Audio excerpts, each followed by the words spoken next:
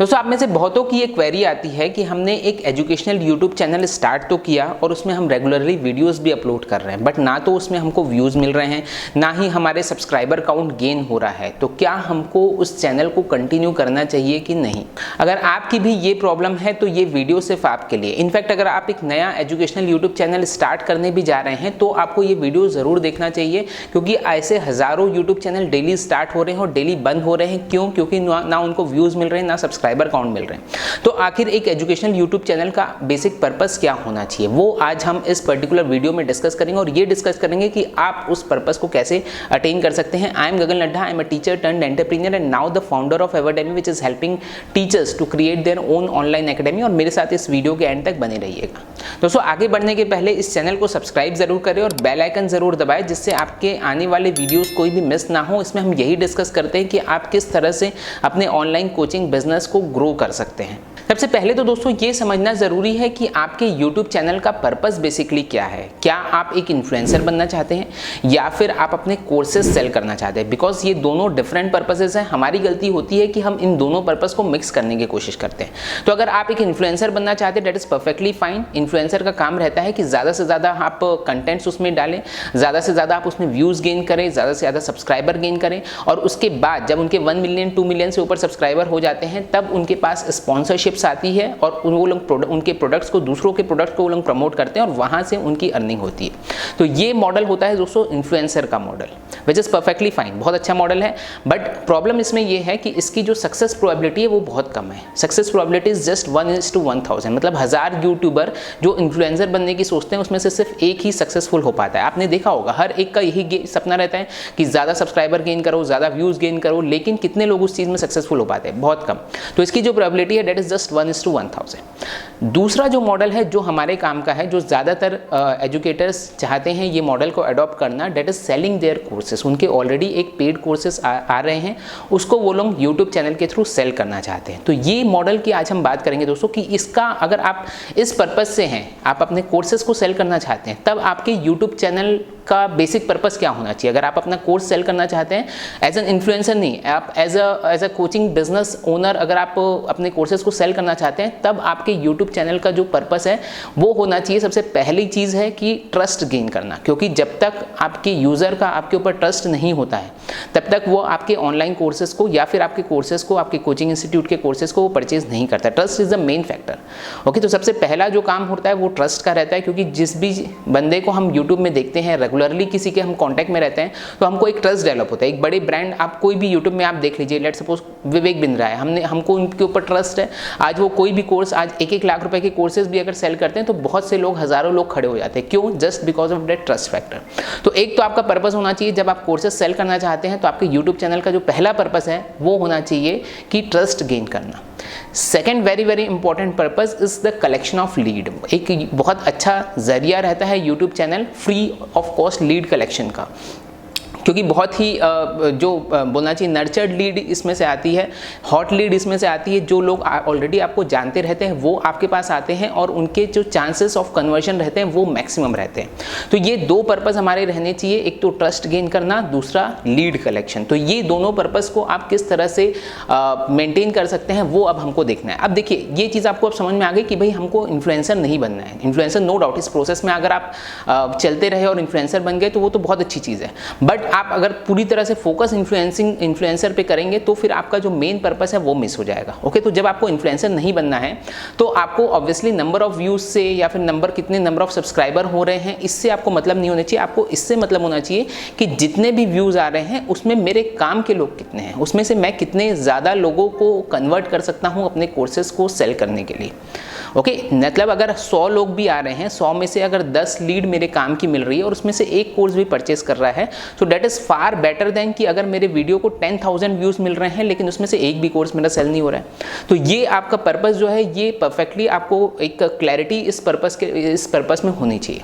अब सवाल उठता है कि आप फिर क्या क्या चीज़ें, आप जब ये पर्पस आपका क्लियर है कि भले ही 100 व्यूज़ आए, हमको ज़रूरी नहीं है कि हमको 10,000 या 1 लाख व्यूज़ लेके आना, 100 व्यूज़ आए लेकिन उसमें हमारे काम के लोग होने चाहिए, उसमें ऐसे लोग होने चाहिए जो आगे चल के हम उनको कन्वर्ट कर सकें। तो उसके लिए अब हम बात करेंगे क्या क्या चीज़ें ज़रूरी है अब आपको अपने YouTube चैनल में इंक्लूड करने के लिए।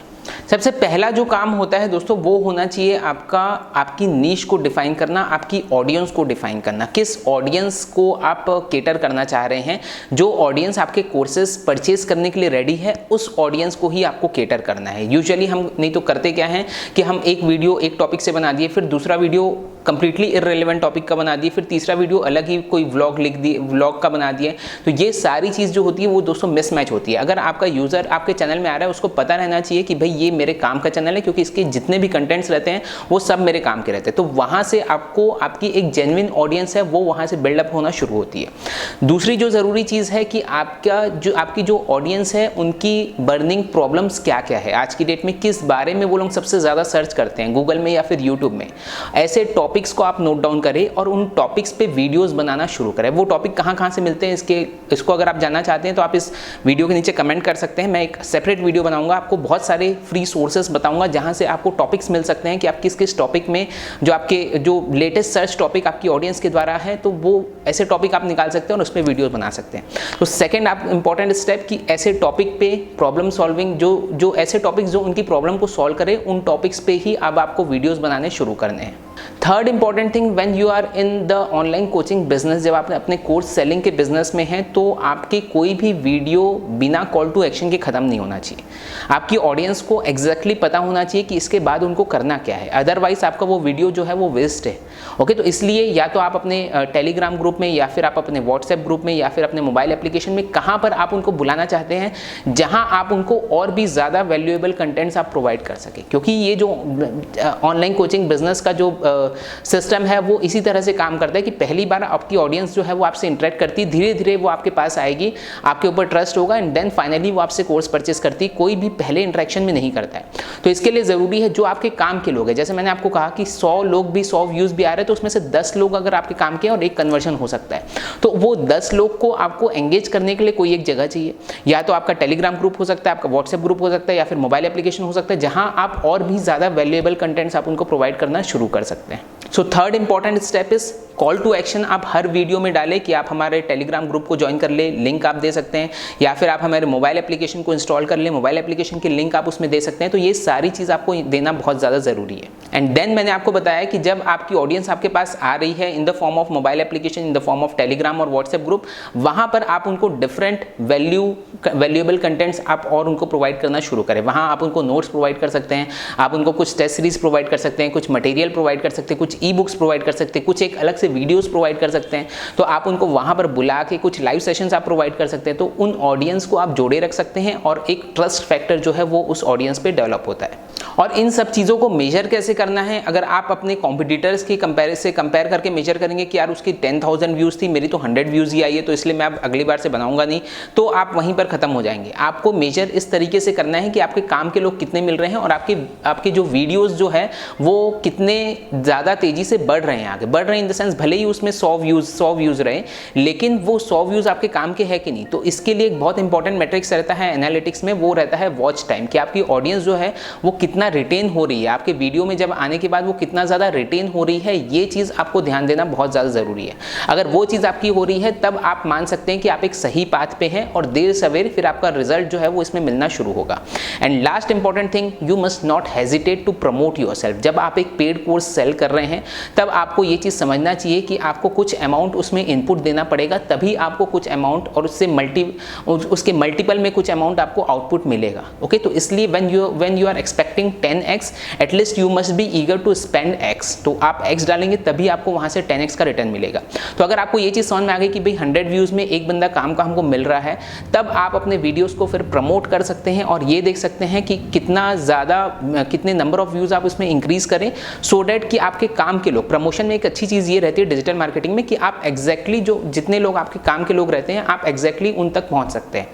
ओके, तो ये चीज़ आपकी रहती है। तो इसलिए आप उसको डिजिटल मार्केटिंग में जा सकते हैं, अपने वीडियोज़ को और ज़्यादा प्रमोट कर सकते सकते हैं, आपके काम की ऑडियंस और ज़्यादा जुड़ेगी, आप उनको फिर अपने पास लेके आइए, आप अपने मोबाइल एप्लीकेशन में या टेलीग्राम ग्रुप में लेके आइए, वहाँ आप उनको और वैल्यूएबल कंटेंट प्रोवाइड करिए एंड देन फाइनली आप वहाँ से उनको कन्वर्ट कर सकते हैं। तो दोस्तों ये होने चाहिए कोई भी एजुकेशनल यूट्यूब चैनल का पर्पस। अगर आप ये पर्पस फॉलो नहीं कर रहे हैं तो फिर आपके एजुकेशनल यूट्यूब चैनल का कोई सेंस नहीं है। Better not to start such channels.